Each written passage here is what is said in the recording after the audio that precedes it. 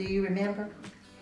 We went out on a double date with my cousin, Terry Chandler. I'll tell you his name. And my first cousin. Yeah.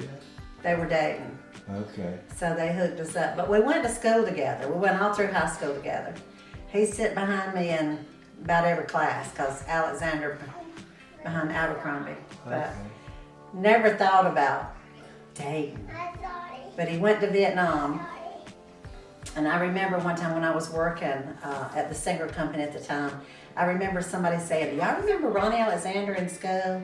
He's missing in action. And I said, yeah, I went to school with him. And I was telling him about how mischievous he was. I said, he was a mischievous little fella. But, and then after that, we just started dating, and I don't think we ever dated anybody else. We never dated anybody else. Not that I know of. Not that I know of. But that's how it started. I think it was my first date. I said, this is who I'm gonna marry. Oh yeah. He had this long blonde hair. It was kind of almost down to his shoulder, and he had long blonde hair. He played baseball or softball. He played softball, didn't he? He was hunting, fishing, country boy.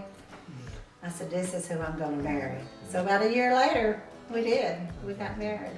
Yeah, it was basically love at first sight.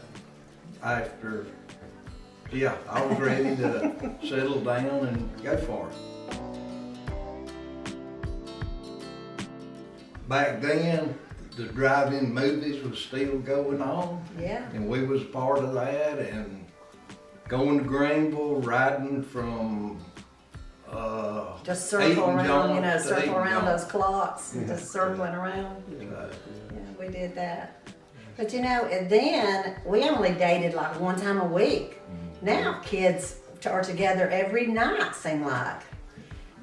Every weekend, every night. We never done that. We would date on weekends, and that was it. Yeah. And then guys, before I met Ronnie, guys would call, you know, a week ahead of time for a date. Now they don't do that. Yeah. They just, it's all different now.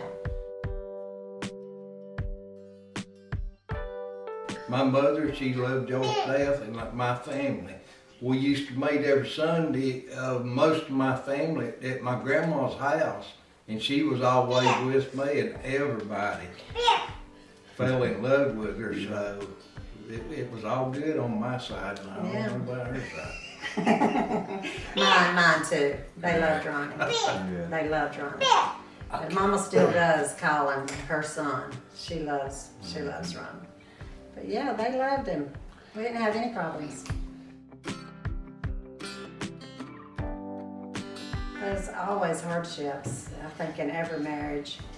A lot of things that would happen, you wouldn't ever want to go back there. You know, you just leave it in the past. But I think your love for each other just stands out. That's what holds you together. It's the love you have for each other. Whereas a lot of couples now just give up. You know, okay, that's it. You know, it's not going to work. That's it. But I think you have to just hang in there, tough it out, work it out, talk about it. And I think as you get older, you mature more and more. And yeah, I think it's the love you have for each other. And I always put God first. I think sometimes we didn't always do that. And you learn as you get older that that's number one. You have to put God first in your marriage. I think you should start out small. I mean, a lot of people, to me, you see these newlywed couples that have brand new cars, you got big fancy homes.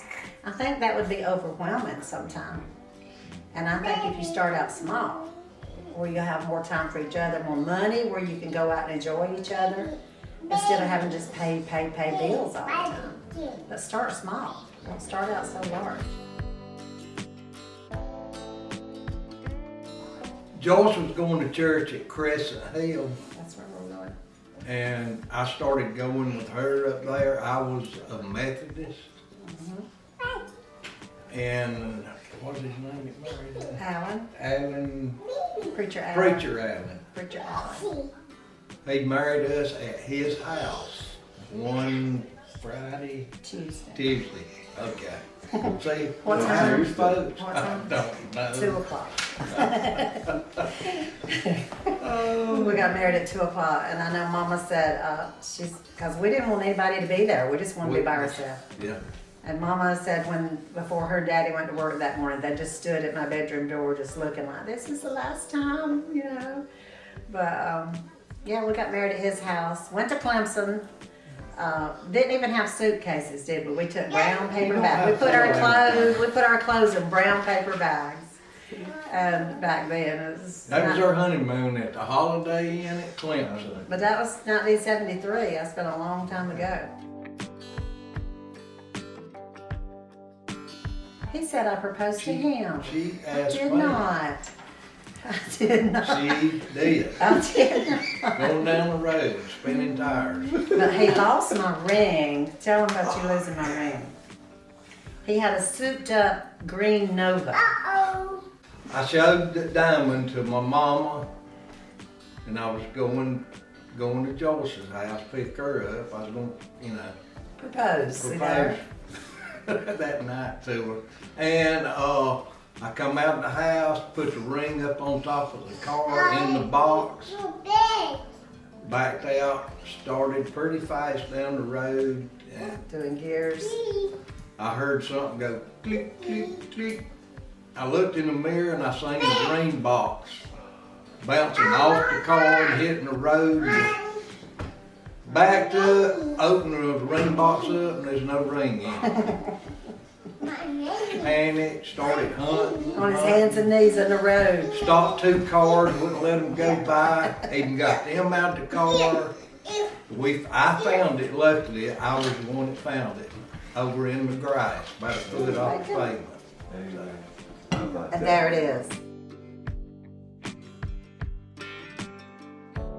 He's very lovable. He's very caring. He'd do anything in the world for anybody. He would help anybody at any time. He loves his family. He loves his church. He loves God. He's just awesome. And I love him very much.